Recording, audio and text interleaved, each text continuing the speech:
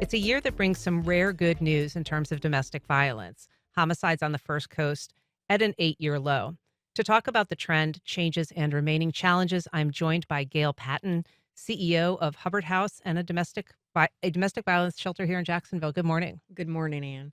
We're also joined by Heather, a survivor and a spokesperson who gave the keynote at this month's domestic violence awareness event at the Jacksonville Sheriff's Office. Good morning, Heather. Good morning, Anne.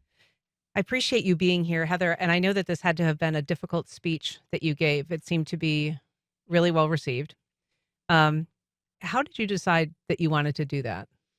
I've really just felt called to make sure that the awareness is out, and one of my story is just one that's out there, and others will know, like, oh, there's more than just me going through this, and if my story can help at least one person realize they're not alone, then that's what I'm going to continue to do. Telling a story publicly is probably more difficult than just sharing it with the people that you know. How did you prepare for it, emotionally and psychologically? A lot of prayer and a lot of time with my friends, just kind of going over and talking to them and having reassurance from my little tribe of people who are in my corner every day and encouraging me and talking to my kids and their encouragement to do this so that others can get help.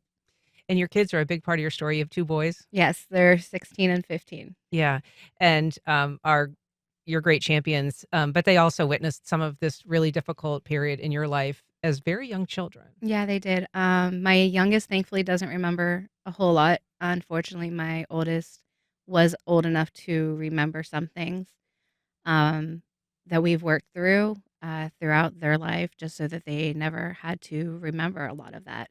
Um, we've talked about it. They're very aware of everything. They know my story through and through now that they're older. And their goal is, as well as mine, to make sure nobody ever has to go through what I did or no kids have to go through what they went through. I think what's sort of you know offsetting or I think just makes people really wonder when they hear about the origin of your relationship, because it was sort of like this idyllic, like you were high school friends and then you reconnected and you had this, you had two children. It started off seemingly as a very kind of positive union. Yeah, it did. Until I got pregnant a couple months later, and that's when the violence started. And I really didn't know it was abuse at the time. I really just kind of thought, oh, I did something wrong because that's what I was made to believe.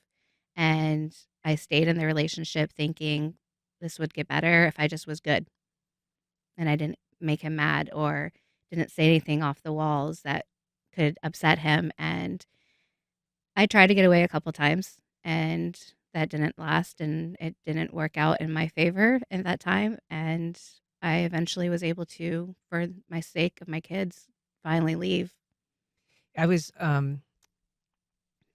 listening to your presentation, and you said that the night that you were discussing, where there was this real violent attack where you ended up badly injured, um, that you had created a way of communicating with your neighbors. I mean, that this was something that had been ongoing, and you had a way that you would try to communicate with them through the wall. Tell us a little bit about how that came to be. Yes. So my neighbor and I had finally talked enough that because we were really close, but I would not tell her anything. I didn't want anyone to know. And I finally just said to her, I need out. I am scared. And if I don't get out soon, something's going to happen. And she said, okay, this is what we're going to do. If something happens, bang on the wall. We will be right over and we will get help.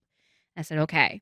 And that day, I kept trying to get to the wall and I kept trying and kind of trying, and there was just no getting to it. And it was scary because all I kept thinking was, well, this is it because I can't even get help. And my kids are so scared right now. And watching my kids scream and hearing it and just praying that something happens that they're safe and I can get out of this. But if it was the end, that they were safe and they wouldn't have to endure what I did. So the night that occurred, your husband at the time. He was actually not my husband. He was my boyfriend. We were engaged. We never, I didn't let the conversation go too far about getting married. I was very kind of not weir well, I was weary to actually go that far. Mhm. I knew something wasn't right, but I just couldn't push myself to actually get married. And if you're okay talking about it, just tell us a little bit about what happened that night. I could tell he was in a bad mood, and the kids were being kids, and my youngest went to go in the back room where he was. So I had called him to come sit with me and watch TV instead because I didn't want him to upset his dad.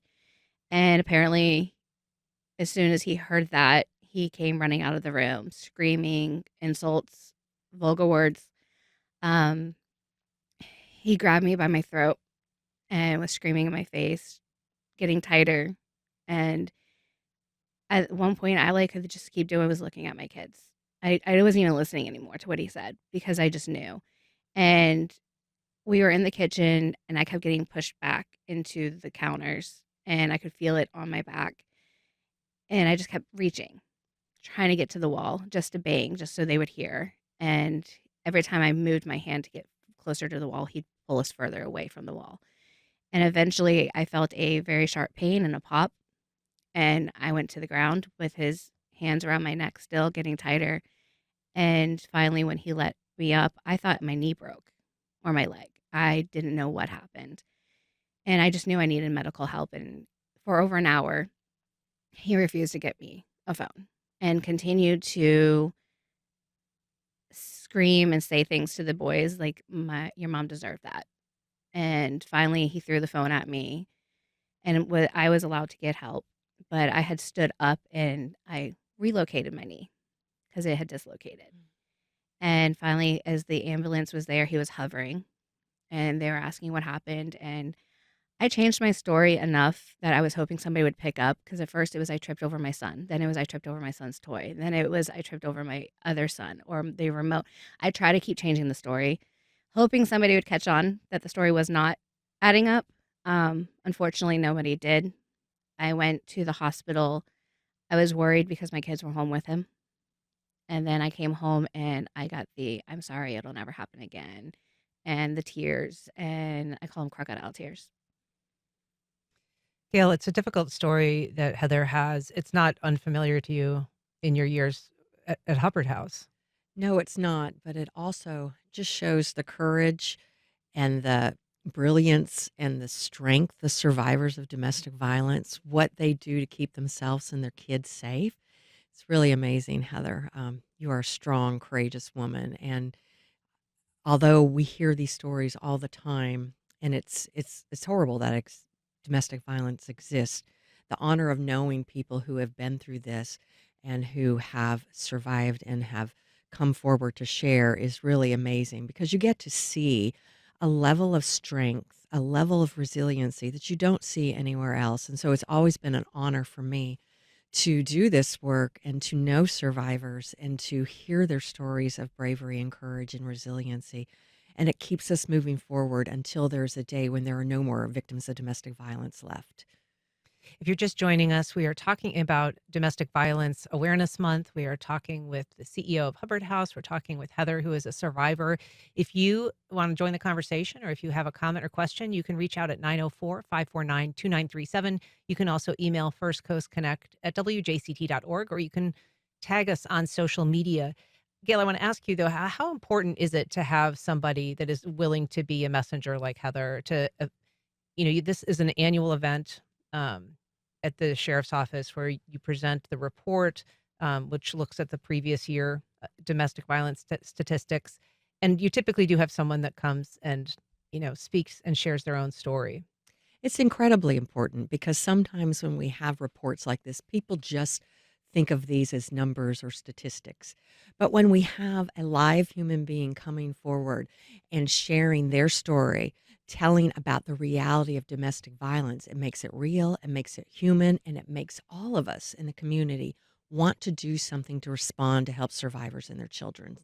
How do you make sure that somebody is ready, prepared, and psychologically capable of presenting at an event like that so publicly? Well, we have our director of community education, which is Stephanie Brown, and she talks with the people who are involved in our speakers bureau, and they go over their story with her. We also look at safety planning with the person. Is it safe for you to tell your story publicly? Because for some people, it still may not be safe. And so we give them that type of support, that type of encouragement, and we never ask somebody to do something they're not willing and ready and able to do. Yeah. And Heather, I guess you felt at this point you're a little bit beyond this.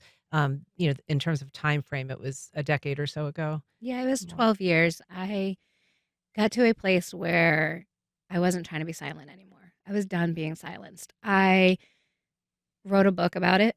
I sent Stephanie a message and said, if I can write a book, I can speak and tell it my story in public. And she had messaged me and was like, I have this opportunity. And I was like, yes, instantly, yes. I don't care what it entails. Yes. Because if I can tell my story, then others can come forward and tell their story. And we can save others and we can hopefully eventually get the numbers down to 0. so you were helped by Hubbard House, not necessarily as a shelter, although that is a service that they provide, but you had moved away for a time and then came back. Explain how they were able to help you relocate. Yes, they did. When I got back here, I had nothing. I literally packed enough clothes to get us on a train and a bus and said, I'm done. Let's go. This is what we're taking. This is what we have. And I had nothing. And I looked at everyone. I looked at my friend. I was like, what do I do? I don't have anything. This is why I stayed for so long. I was so afraid. And she said, Hubbard House. And I was like, what is Hubbard House? She goes, it's, a domestic abuse shelter and they have other resources. And I was like, but I wasn't abused. What are you talking about? Even though I knew I was abused. And we went there and they helped me with furniture for my first apartment with the boys. They helped me clothe the boys and myself. And it was the greatest gift I could ever have had. Had you, prior to this relationship, had you had other relationships that had violence in them? No, that was my first one. And it was logically, I knew, but I was so conditioned to believe that what was going on was not abuse and that it was my fault. I don't know how many times I could tell you I heard on a daily, you made me do this. He would tell his friends, look what she made me do. She made me do this. So I started to believe it. Gail, I guess that's not uncommon. You do hear a great deal of stories about women, particularly who are conditioned to believe that what they're experiencing is not abuse, and sometimes it's verbal, and sometimes it's emotional um, pressure, psychological, and sometimes it escalates to violence. But it's all kind of this controlling pattern. It is. And when we see exactly what would happen with Heather, is that abusers try to isolate the victim and they become the only voice in the victim's head, telling them they're good for nothing, they'll never amount to anything. It's your fault if you had cooked the dinner better, if you had arrived on time, if you had kept the kids silent, if you had let me play with the kids. I mean, the list goes on, and they're all excuses for the survivor. What the abuser's telling the survivor to help the survivor be more isolated and to think it's their fault. Because if it's their fault, the abuser thinks that the survivor thinks it's their fault, then they're not going to get help. They're going to try to fix it. And unfortunately, what we do know is that survivors believe that because that becomes the only voice because they aren't telling everybody what's going on. This is a crime, but this is a crime where the victim feels ashamed and responsible for the crime. And so it's just unfortunately very uncommon, very common, which is why when survivors take that step, that first step to call, ask for help, or to leave, that they are doing something incredibly brave and something that the abuser has tried actively to prevent from happening. And so that's why Hubbard House and other domestic violence centers are around to help survivors in whatever way that they need help. And it's just very important that survivors listening to this story right now understand that if they're hearing any of themselves in Heather's story, that there are people who will believe them, there are people that will get them help, and that they are not alone, that they can get away from this abusive relationship. But call for help. call to find out a way to do it safely, because it can be one of the most dangerous times when a person decides to leave an abusive relationship. So get help, plan, do safety planning around it, but just know you're believed and you're not alone. And that's what I want survivors to know. I know that's what Heather wants survivors to know, why she's sharing such a personal part of her life with everybody, so that other people understand there's help out there for them and that their life can be different. Heather is a living example of that. Thank you. Heather, how do you communicate your story in other ways? I know you wrote a book. You've, been in counseling with your children, and so you've had that experience. Is it something that you share widely outside of that circle? I just started to. I, for the longest time, only a select few of my friends even knew. My family didn't know until my book came out. No one knew. And I knew when that came out, everyone was going to know. So I finally told my tribe, the ones that didn't know, what was going on in my past. And I've been more open. It's a testimony of my resilience and who I am and my children are. And I know now that the more I tell, the more somebody's going to hear it and the more it's going to be shared and the more somebody will hear it from somebody else and they're going to ask for help. What is the name of your book if people are interested in it? When silence speaks. Okay. Gail, are we doing enough to focus on the front end of this problem in terms of abusers, where this, is originating, what causes people to behave in controlling and abusive manner like that? Is the society doing enough to kind of figure out what those causes are and address them? Well, there are definitely programs out there that help abusers change their patterns and what they're doing. The problem with that is most abusers don't raise their hand and go to do that voluntarily. They have to be court ordered because they don't see it as their problem. They're not only telling the victim it's their fault and their problem, they're believing it's their fault and their problem. So you have to have a true mind shift and a mind change if you're an abuser to understand that. And they just don't typically come forward and ask for that help. That's why when a person gets an injunction for protection or otherwise known as a restraining order, the judge can and should order a person into a certified batterers intervention program.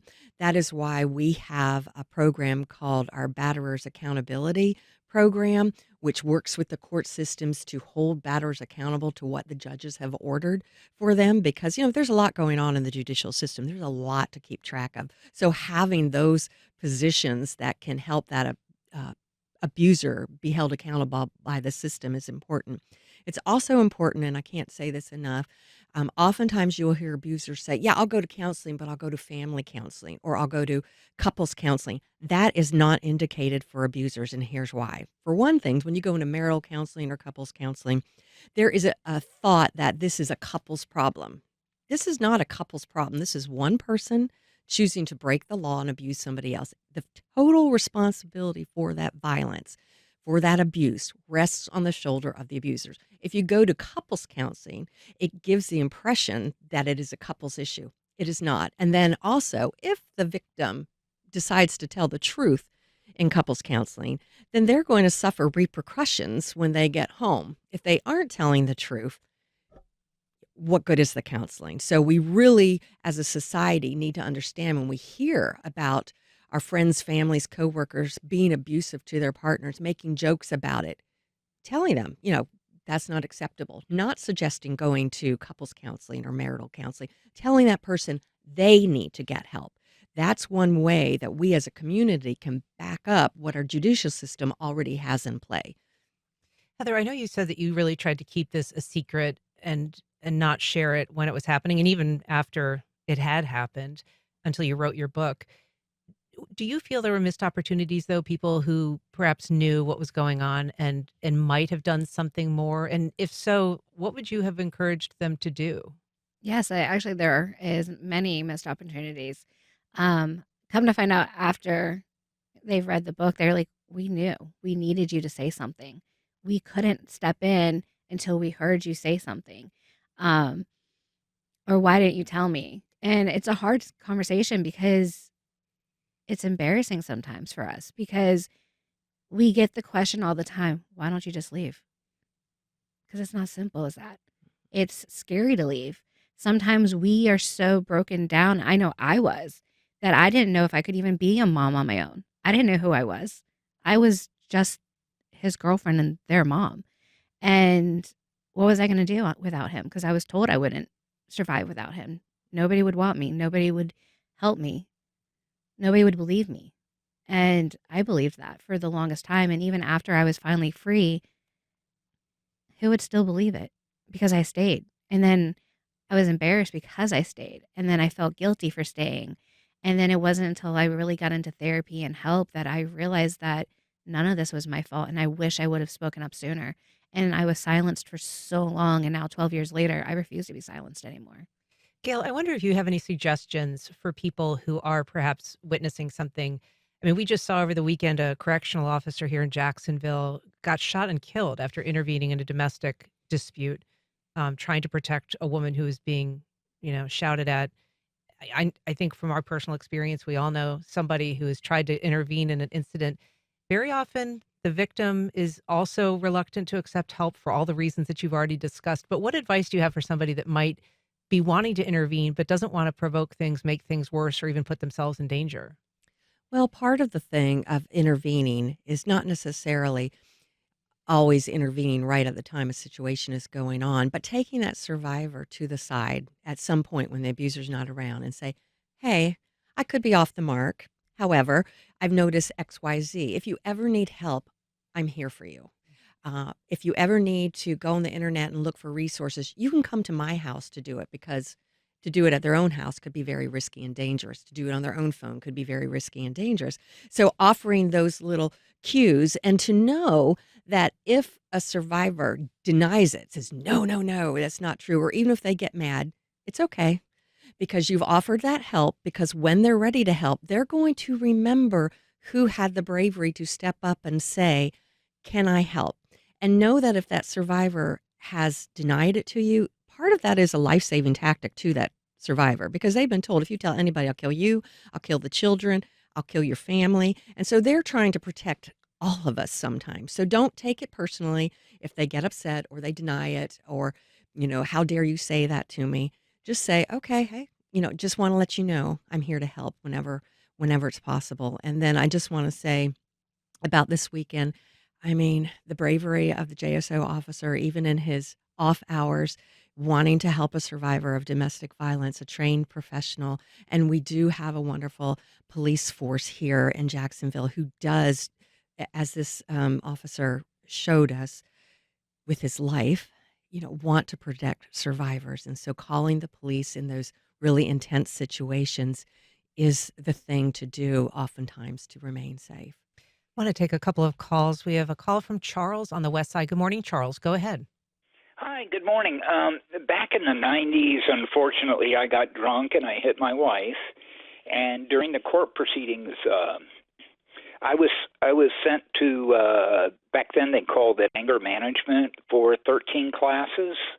And it helped me out a lot in my daily life with how to deal with stress and anger. And needless to say, we're not married anymore, but it did last another 3 years after that. We had an amicable divorce. But I got to say that the anger management program, or whatever they call it now, it's extremely helpful for somebody like me that lost control one evening, Thanks for sharing your story, Charles. I mean, that's important testimony, Gail, that anger management, those kinds of interventions can actually make a difference.